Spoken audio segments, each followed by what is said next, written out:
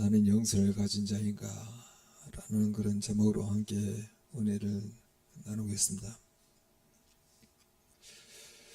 영생을 가진 자라는 표현을 나는 구원을 받은 자인가, 우리 나는 구원의 확신을 가진 자인가 라고 바꿔도 좋을 듯 싶습니다. 분명히 우리 하나님의 은혜에 의하여 믿음으로 말미암아 구원을 받았는데, 지금도 그 구원받은 자의 기쁨으로 오늘을 살아가고 있습니까? 그 구원은 우리의 노력이 아니잖아요. 우리의 행위도 아니잖아요. 그 은혜에 의하여 믿음으로 말미암아 너희가 구원을 받았나니 이것은 하나님의 선물이라. 행위에서 난 것이 아니니 누구도 자랑하지 못하리라. 하나님께서 우리에게 믿음을 주셔서 구원을 받게 하셨고, 그렇다면 하나님이 은혜로 주신 그 믿음으로 구원받았다는 기쁨이 아직도 여러분 식지 아니하고 오늘의 현실 가운데 그 기쁨이 충만합니까? 만약 그 구원의 기쁨이 식어버리고 되어지는 현실의 형편에 따라 우리의 마음이 오르락 내리락 한다 그러면은 다시 점검해야 합니다. 나는 구원을 받았는가? 나는 영생의 기쁨을 간직하고 있는가? 영생을 가진 자의 기쁨, 구원의 기쁨은 단순한 과거의 경험이 아닌 현재의 일상에서 하나님의 크신 은혜를 지속적으로 묵상하는 거예요. 그렇게 되게 되면은 영생을 가진 자의 기쁨이 유지될 수 있겠죠.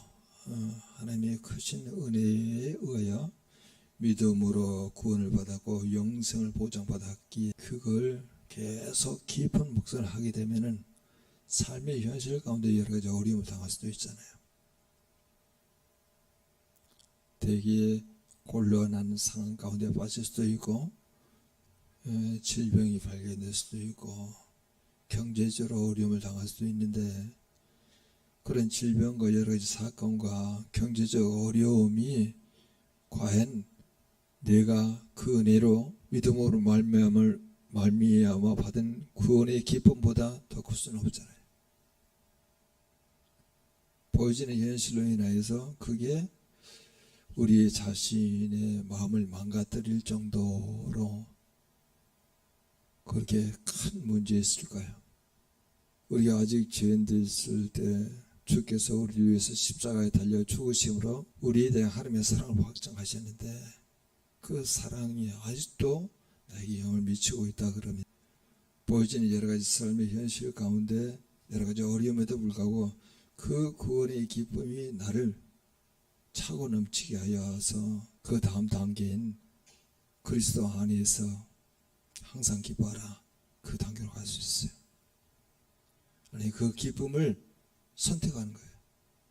그리스도 안에서 기뻐하라, 항상 기뻐하라.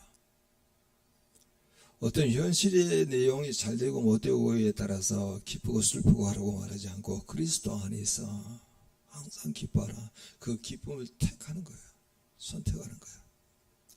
근원적인 우리에게 기쁨이 있잖아요. 그 은혜에 의하여 믿음으로 말미암아 우리가 구원을 받았으니 그 구원의 감격과 기쁨이 보여지는 현실의 어떤 내용에도 감해지거나 상쇄되거나 사라질 수 없어요. 그래서 우리는 그리스도 안에서 항상 기뻐하는 것을 택하는 거예요. 그런 식으로 계속 구원의 감격과 또 영생의 기쁨이 유지되려고 하면은 또 다음 단계가 있는데, 그게 골로새서 3장 1절에서 2절에 나와 있습니다. 이렇게 말합니다. 그러므로 너희가 그리스도와 함께 다시 살리심을 받았으면은 위의 것을 찾으라. 위의 것. 거기는 그리스도께서 하나님의 우편에 앉아 계시느니라. 위의 것을 생각하라. 땅의 것을 생각하지 말라. 그래서 골로새서를 다시 위의 것이 그럼 구체적으로 뭔가 보았더니 긍휼, 자비, 겸손, 온유, 오래 참음, 서로 용납, 용서함, 그리고 평강과 감사, 말과 행위가 그리스도의 이름으로 영광됨. 하나님과 관계에 대해서 나타나는 열매예요. 그걸 찾는 거예요. 하나님 나라의 가치관을 찾고 또 생각하는 거예요. 하루 우리에게 주어진 모든 일과 가운데 하나님 나라의 가치관을 어떻게 구현할까? 그럼 먼저 그의 나라, 그의 의를 구하라. 그 내용과 연관시킬 수가 있겠죠. 이렇게 현실적으로 여러 가지 어려움이 있어요. 우리의 마음을 빼앗을 수 있는 요소들이 많이 있습니다. 세상이 우리를 유혹해요. 세상에 가져오는 것은 육신의 정욕, 안목의 정욕, 이성의 자랑이라고 말하잖아요. 그걸로 우리의 마음을 많이 빼기죠. 하나님께 온전히 드려야 할 마음을 갖지 못한 상태에 그것에 휘둘리게 되면은 내가 구원받았다는 그런 감격과 기쁨이 사라집니다. 그리고 보여지는 현실로 말미암아 나의 마음이 춤을 춰요. 요동쳐요.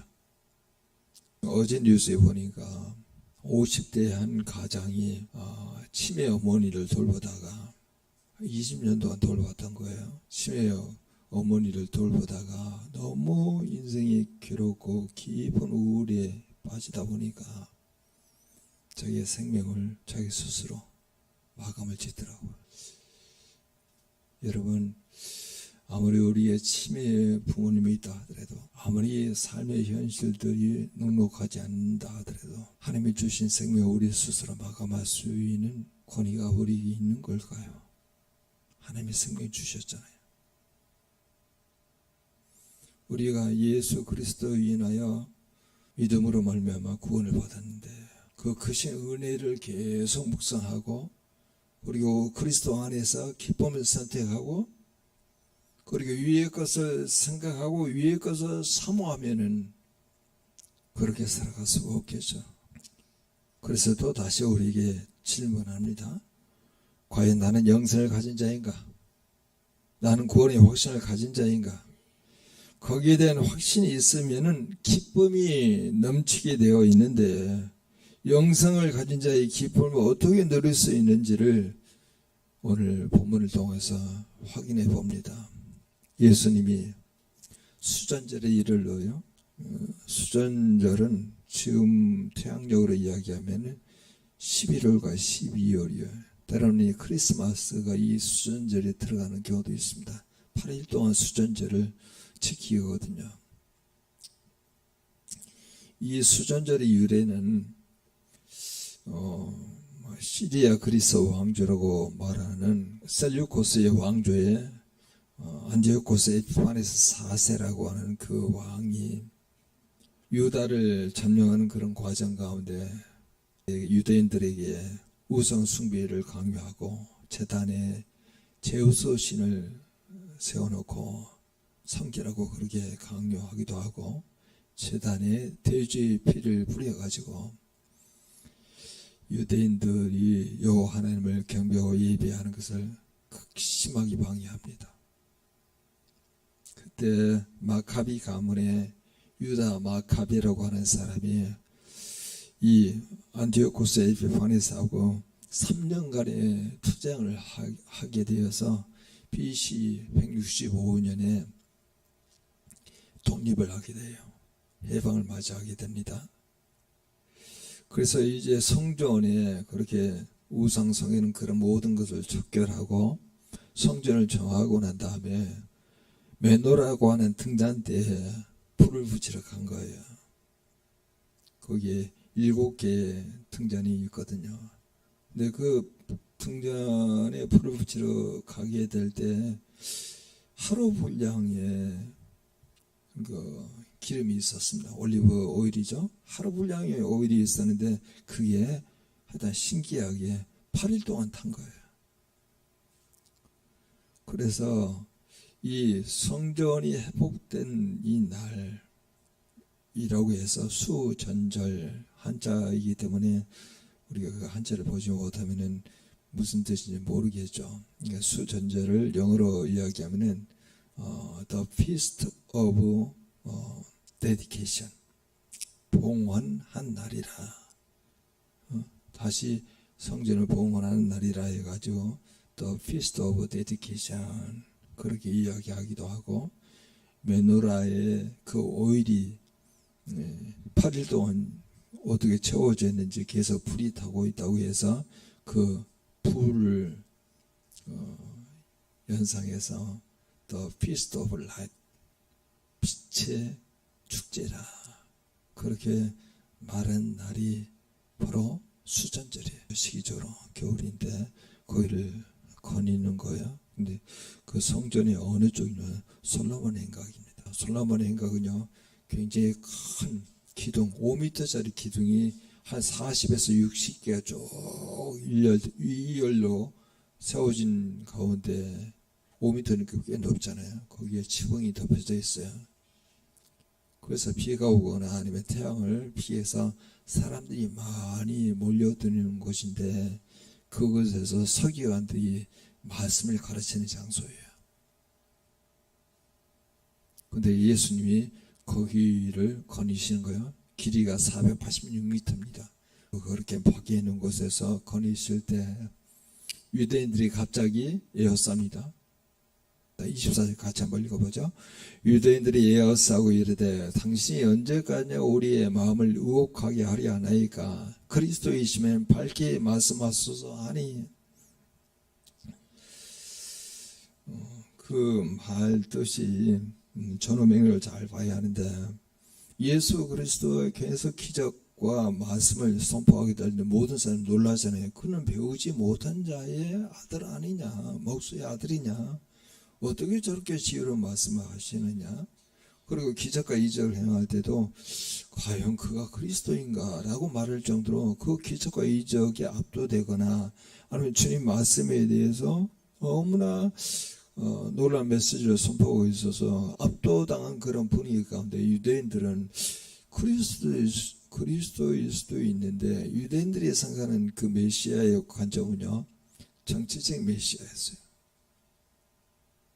그러니까 이 정치적 메시아로 우리 예수 그리스도가 등장하는데, 예수 그리스도는 지금 가난한 자, 헐벗는 자, 배고픈 자, 그리고 굶주린 자, 그리고 고아, 가부, 개, 그리고 문둥병자, 귀신 들린 자, 이런 사람들을 친구로 봐가지고 내 죄를 사하였노라 그렇게 이야기하고 치유하고 회복시키는 그런 내용을 보면서, 성경의 구약에 있는 그 내용은 신약에 그런 메시아가 와서 그렇게 활동하게 될 것이고 아버지 이름으로 기적을 행하게 될 것이라고 이야기하고 있는데도, 유대인들의 입장에서는 우리는 그런 메시아를 필요한 게 아니고 정치적인 메시아, 로마의 압박으로부터 이렇게 벗어나게 하는 그 메시아가 오셔야 하는데, 구약에서 예언된 그 메시아가 오셨는데도 불구하고 그걸 안 믿는 거예요. 믿지 않는 거예요. 그래서 문제인 것이죠.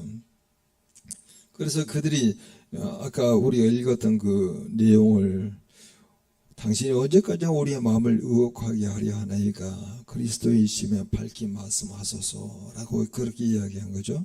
오늘날의 표현으로 바꿔서 이야기하게 되면, 당신은 얼마나 더 우리 속을 뒤집어 놓을 작정입니까? 당신이 만일 그리스도라면 분명히 우리에게 말해 주시오. 유대인들은 예수님의 말씀과 기적들을 통하여 보았던 그 뛰어난 권위에 압도되어 있습니다. 그러나 그들은 예수가 자기들이 기대하고 있던 메시아는 너무나 다르게 행동했기 때문에 실망하여서 의문을 품은 거죠. 왜 우리의 속을 뒤집어 놓습니까? 당신이 그리스도라 하면은 분명히 밝히십시오. 그때 우리 주님께서 이렇게 말씀하신다. 25절 26절 같이 한번 읽어보죠. 예수께서 대답하시되 내가 너에게 말하였을 때 믿지 아니하였도다. 내가 내 아버지의 이름으로 행하는 일들이 나를 증거하는 것이거늘 너희가 내 양이 아니므로 믿지 아니하는도다. 유대인들이 이미 이전에 예수님의 기적과 이적을 다 보았잖아요. 그런데 그리고 예수 그리스도의 말씀을 다 들었어요. 근데 보았는데도 안 믿어요. 들었는데도 믿지 않아요. 현재도 믿지 않고, 더욱이 예수가 직접 자신의 그리스도임을 밝게 말씀한다 할지라도 믿지 않을 것을 암시하는 말이에요. 사실 유대인들에게 필요한 것은 예수님이 스스로 그리스도라고 공식적으로 선포하는 것이 아니라 자신들의 불신에 대한, 자신들의 믿지 아니함에 대한 철저한 회개가 필요한 거야. 믿지 않은 게 죄예요. 근데 그걸 회개하지 않고 당신의 입으로 당신이 그리스도임을 선포하라 그렇게 말하면은 우리가 믿어볼 가노라 이렇게 지금 접근하고 있는 거야. 아니, 자기들이 믿음으로 구원하는 게 아니거든요. 그것도 눈이 열려야죠. 귀가 열려야죠. 예수님이 행하신 기적들은 모두 아버지 일들이잖아요. 그래서 오늘 본문에도 그렇게 이야기하죠. 내가 내 아버지의 이름으로 행하는 일들이 나를 증거할 것이다.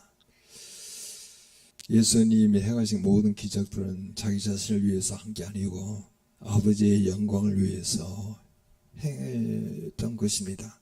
유대인들이 이러한 증거들을 믿지 못하고 의혹에 계속 빠져 있는 것은 오로지 그들의 믿지 아니함에 있는 것이죠. 들어도 듣지 못하는 게, 그리고 마음으로 깨닫기를 원하고 있는데 깨닫지 못하는 마음. 그런데 주님께서 요한복음 5장 36절에도 이렇게 말씀하십니다. 내게는 요한의 증거보다 더 큰 증거가 있으니 아버지께서 내게 주사 이루게 하신 역사, 곧 내가 하는 그 역사가 아버지께서 나를 보내신 것을 나를 위하여 증언하는 것이라. 아버지께서 예수로 말미암아 이루게 하는 그 역사, 그것은 아버지께서 예수를 이 땅 가운데 보내신 것을 증거하는 거라는 거예요. 그래서 주님께서 기적, 이적 다 그렇게 행하셨잖아요. 그래서 주님께서 하신 말씀도 그렇게 말하죠. 나는 듣는 거로 말하고 본 거로 행하는다. 그래서 주님과의 그런 관계 안에서 말과 기적, 이적을 다 행하는 건데 그것이 예수님, 하나님께서 나를 보내신 것의 증거 아니냐? 내가 메시아라고 하는 것을 증거하는 게 아니냐? 다 보여주는데 왜 안 믿느냐? 다 말하였는데도 왜 듣지 아니하느냐? 이 말이에요. 이미 충분한 증거가 다 있는데도 그들은 자신의 종교적 프레임에 예수를 그냥 가둬버린 거예요. 예수는 그런 메시아가 되는 게 아니고 정치적인 메시아야지 우리가 당신을 그리스도로 인정하겠습니다. 이 말이에요. 그들은 예수님의 양이 아니기에 들을 게 없는 것이죠. 오늘 우리도 스스로 한번 우리가 물어봐야 합니다. 목자와 양의 관계는 생명적 유대감이 있어야죠. 양은 목자의 음성과 보호를 자연스럽게 따르게 되어 있습니다. 나는 진정 영생을 가진 자인가? 영생의 기쁨을 가진 자인가? 나는 구원의 감격과 기쁨을 가지고 오늘을 살고 있는 것인가? 그러면 또 하나를 우리가 물어봐야 해요. 내 귀는 그리스도의 음성에 열려 있는가? 여러분이 어떤 상황 속에 있다 하더라도 나는 그리스도가 말씀하시는 그 내용에 대해서 내 귀가 열려 있는가? 귀가 열려 있는 것, 또 예수 그리스도의 메시지를 듣고 있다는 것이 영생의 시작이에요. 영생의 기쁨, 구원의 감격이 내 안에 지속되려고 하면은요, 주의 메시지를 지켜야 해요. 주의 메시지를 지켜야 해요. 그렇습니다. 우리는 주의 음성이 들려야 해요. 그래서 오늘 본문에도 그렇게 말하고 있죠. 요한복음 10장 27절을 같이 한번 읽어봅니다. 내 양은 내 음성을 들으며 나는 그들을 알며 그들은 나를 따르느니라. 여러분 잘 보십시오. 양은요, 예수의 음성을 들어야 합니다. 양은 자기 목자의 음성을 들어요. 다른 사람의 음성을 따르지 않습니다. 예수 그리스도 우리의 목자잖아요. 여호와는 나의 목자시니 내게 부족함이 없으리로다. 나를 쉴만한 물가로 푸른 저자로 인도하시니, 인도하시는 거예요. 주의 음성을 듣지 않고 여러분이 선택을 결정하잖아요. 그러면 나중에 어떤 인생으로 마감하냐면 헛되도다. 에레미야 말씀을 그대로 가져올까요? 이스라엘 백성이 악한 두 가지 악이 있었는데 한 가지는요, 생수의 그런 대신 나를 버린 것과 스스로 웅덩이를 판 것인데 그 웅덩이는 물을 가두지 못할 터진 웅덩이라 그렇게 말하잖아요. 주님과 관계하고 주의 음성을 듣지 못하고 내 뜻대로 내 마음대로 내 종교적인 프레임을 가지고 그렇게 접근하게 된다 그러면은 예수 그리스도를 못 느낀다니까요. 딴 마음을 가지고 있잖아요. 오늘도 여러분들이 성경을 많이 읽지만은 유대인들도 동일하지 않습니까? 예수님의 말씀을 들었는데도 마음의 문이 닫혀 있잖아요. 믿음의 눈이 열리지 않았잖아요. 믿음의 귀가 열리지 않았잖아요. 그게 안 들리는 거예요. 자기의 종교적 프레임을 예수 그리스도는 정체적인 메시아가 돼야지 이렇게 이게 주변머리에 있는 그런 내용을 구원하기 위해서 회복시키러 오신 그런 예수 그리스도 우리는 원치 아니기 때문에 당신이 무슨 말을 한다 한들 우리는 믿을 수가 없습니다. 우리가 원하는 방식으로 당신이 일을 하셔야죠. 당신은 정치적 메시아로 오셔야죠. 오늘도 우리가 많은 이들이 성경을 읽지만은 변화되지 않은 삶은요 영적으로 귀머거리인 상태이기 때문에 그래요. 들어도 듣지 못하고 마음을 깨닫기를 원하지만 마음의 깨달음이 없고 마음의 원이도 육신이 약하고 그래서 변화가 안 되는 거예요. 그런데 오늘 이 들음은 단순한 그런 귀로 듣는다고 하는 게 아니고 무엇과 연관이 있냐면 바로 순종과 복종과 연관이 있어요. 믿음은 들음에서 나오고 들음은 그리스도의 말씀으로 말미암느니라. 그래서 여러분이 매일매일 주님을 들을 수 있어야 한다니까요. 그래야 영생이 시작이에요. 그래서 그러면은 구원의 시작이에요. 구원을 들고 떨림으로 구원을 이루라고 말씀하고 있는 것처럼 들어야죠. 들려야죠. 그 다음에 우리 주님께서 우리 자신에게도 또 물어볼 수 있는 내용인데 바로 뭐냐면은 알매에 대한 내용을 이야기하세요. 그 알매에 대한 내용을 이렇게 말합니다. 내 양은 내 음성을 들으며 나는 그들을 알며 라고 되어 있어요. 관계에 대한 인식이에요. 내가 나를 사랑하느냐 라고 하는 것도 같은 내용이잖아요. 내가 나를 아느냐. 예수님은 양을 이름으로 부르십니다. 요한복음 10장 3절에 목자는 양의 이름을 부른다고 그렇게 나와 있죠. 문지기는 그를 위하여 문을 열고 양은 그의 음성을 듣나니 그가 자기 양의 이름을 각각 불러 인도하여 내느니라. 몽골에 가면은 그 목자들이 많은데 200마리, 300마리가 있다 하더라도 각각 이름이 다 달라요. 그래서 이름을 부릅니다. 되게 인격적으로 양을 대합니다. 양의 제사안에 목록기도 하고 그리고 때로는 그 양을 잘 키워서 팔기도 하지만은 양을 대단히 인격적으로 대우해요. 우리 보기엔 다 똑같은 양인데 다 이름이 있어요. 이름을 하나씩 불러내어가지고 인도하잖아요. 그러면 오늘 우리에게도 그렇게 한번 물어보자는 거예요. 주님이 지금 오늘 이 자리에 앉아있는 우리 각자를 아십니까? 내가 너를 아노라 그렇게 말할까요? 이 단서가 있다는 거예요. 그 단서는 바로 주의 음성을 듣는 거예요. 여러분 매일매일 묵상하면서 그 음성을 들을 수 있습니까? 여러분 기도 가운데 하나님의 음성을 들을 수 있습니까? 여러 가지 삶의 현실인데도 주의 음성이 들리십니까? 말씀을 통하여 기도를 통하여서 여러 가지 삶의 어떤 사건을 통해서 주의 음성을 들을 수 있습니까? 그러면 듣는다고 이야기한다 그러면 주님께서 말해 내가 너를 아노라 그렇게 말한다는 거예요. 그래서 우리에게도 이 내용을 가지고 정말 주님을 알아가는 기회가 우리 가운데 많아졌으면 좋겠어요. 왜냐하면 알지 못한 상태에서 내가 기도하잖아요. 그런 이방인의 기도가 돼요. 바리새인의 기도가 돼요. 내가 너를 도무지 모르니라 그렇게 말씀하잖아요. 내가 주의 이름으로 권능을 행하였습니다. 주의 이름으로 귀신을 쫓아냈습니다. 그렇게 이야기하는데도 바리새인들에게 주님께서 말씀하니 내가 너희를 도무지 모르니라. 그래서 우리는 성경을 통해서 기도 속에서 우리 주님과 교제 안에서 주의 음성을 여러분 구하셔야 합니다. 자, 그러면 영생의 시작이 그리스도의 음성을 듣는 거라고 시작하면은 영생의 증거는 뭘까요? 그 증거에 대한 내용이 요한복음 10장 28절에 나와 있습니다. 같이 한번 읽어보자. 같이 읽겠습니다. 내가 그들에게 영생을 주노니 영원히 멸망하지 않을 것이요 또 그들을 내 손에서 빼앗을 자가 없느니라. 영생을 준다고 이야기합니다.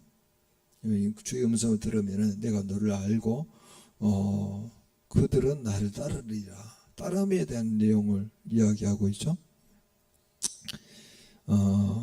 27절에 28절과 연관시켜서 그렇게 이야기하는데, 그러면은 영생은 선물이지만은 그죠? 주었잖아요. 그런데 그 선물과 동시에 또 우리에게 요구하는 내용이 바로 뭐냐면 따름이에요. 따름. 영생을 준다고 그렇게 말씀하면서 27절 후반부에는 나를 따르리라 그렇게 말씀하잖아요. 예수님을 따르는 자는 아버지의 손과 아들의 손 사이에서 안전해요. 어느 누구도 주의 음성을 듣고 주가 나를 알고 주를 따르고자 하는 자에게는 주님께서 멸망치 않은 영생을 주시고, 그리고 주의 손에서 빼앗을 자가 없을 것이며, 우리 하나님은 만물보다 크신 이기에 아버지의 손에서 빼앗을 자가 없느니라. 주님께서 보호하시겠다는 거예요. 서로의 관계가 형성되게 되면은 아무리 사막이 놓인다 할지라도 강이 흐를 것이요, 아무리 광야 같은 그 길에도 주님께서 광야 같은 그 상황 가운데 길을 내시겠다는 거예요. 주님께서 물을 내시고 길을 내셔서 우리를 보호하고 안전케 하시겠다는 거예요. 그래서 우리는 주의 음성을 계속 여러분 들으셔야 하고, 그 음성을 들은 대로 우리가 살아내야 하죠. 그런 과정을 계속 살다 보면은 주님이 나의 피난처시요 나의 방패시요, 그 시편 119편의 고백이 우리 걸로 그냥 그대로 소화되는 거예요. 그렇구나. 여러분, 순종하는 따르는 이유가 바로 뭡니까? 두려움 때문이 아니죠. 나는 주님의 것이라고 하는 사랑의 관계 때문에 그러는 거예요. 사랑합니다. 오늘 시편의 고백 가운데도 계속 주의 율법을 즐거워하고 사랑하잖아요. 내가 세상으로부터 미움을 받거나 박해를 받거나 세상이 나를 거짓말을 할지라도 나는 주의 말씀만 경외하겠습니다. 사랑하겠습니다. 즐거워하겠습니다. 굉장한 믿음의 수준이에요. 자, 그러면은 이렇게 영생의 증거는 바로 동행하는 거죠. 믿음과 순종의 동행이에요. 듣고 믿고 순종하면서 주님을 따라가죠. 그게 영생의 증거입니다. 내가 이게 가능하구나. 그러면 나는 영생의 확신, 구원의 확신의 기쁨을 간직한 채 어떤 상황 속에서도 그게 위축되거나 그게 줄어들거나 그러지 않고, 내가 가지고 있는 그 영생의 기쁨과 구원의 감격이 모든 상황을 다 압도하고 남을 정도의 기쁨과 즐거움을 가지고 살아갈 수 있겠죠. 그러면은 내 영생의 확신은 바로 29절에서 30절까지 나와 있습니다. 이미 제가 아마 읽었지만 그렇게 9절 30절 같이 읽겠습니다. 그를 주신 내 아버지는 만물보다 크심에 아무도 아버지의 손에서 빼앗을 수 없느니라. 나 아버지는 하나이니라 하신대. 오늘 주님께서 이렇게 말씀하시죠. 영생의 보장, 영생의 보장은 하나님의 주권에 달려있어요. 우리 약함이 아니라 하나님의 능력이 우리를 지켜내신다는 거예요. 우리는 연약하잖아요. 질그릇 가운데 보혈을 가진 자이잖아요. 그래서 로마서 8장 38절에서 39절에 이렇게 말합니다. 내가 확신하노니 사망이나 생명이나 천사들이나 권세자들이나 현재일이나 장래이나 능력이나 높음이나 기쁨이나 다른 어떤 피조물이라도 우리를 우리 주 그리스도 예수 안에 있는 하나님의 사랑에서 끊을 수 없느니라. 30절에서 나와 아버지는 하나라고 이 선언한 그 내용은 예수님의 하나님 되심을 드러내고, 그분을 믿는 자, 그분을 따르는 자, 그분을 듣는 자에 대한 구원의 확실함을 선포하는 거야. 영생의 확신을 선포하는 거야. 누구도 배웠을 적 없잖아요.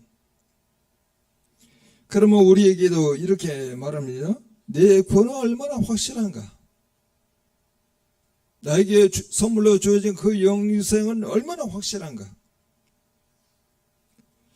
의심이 밀려올 때 오늘 주님께서 뭐라고 합니까? 아버지의 손과 예수 그리스도 손에서 빼앗을 자가 없다고 말씀하고 있는데, 그때마다 주님의 손을 붙드십시오. 그 손에서 빼앗을 자가 없어요. 어떤 환경도 빼앗을 수가 없어요. 질병이 찾아온다 하더라도, 재정의 고열이 온다 하더라도 그 하나님께서 내가 보존하리라, 너를 지켜내리라 주님께서 약속하시잖아요. 어떤 누구도 빼앗을 자가 없다. 우리에게 가지고 있는 영생과 구원의 기쁨. 그래서 우리는 영생의 기쁨으로 살아가는 자가 되어야 합니다. 유대인들은 예수님 앞에서도 영생을 얻지 못했어요. 그러나 오늘 우리는 이 말씀을 통해서 나는 영생을 가진 자다, 더 구체적으로 하면 영생의 기쁨을 가진 자, 구원의 감격을 가진 자라고 말씀하고 있는 것이죠.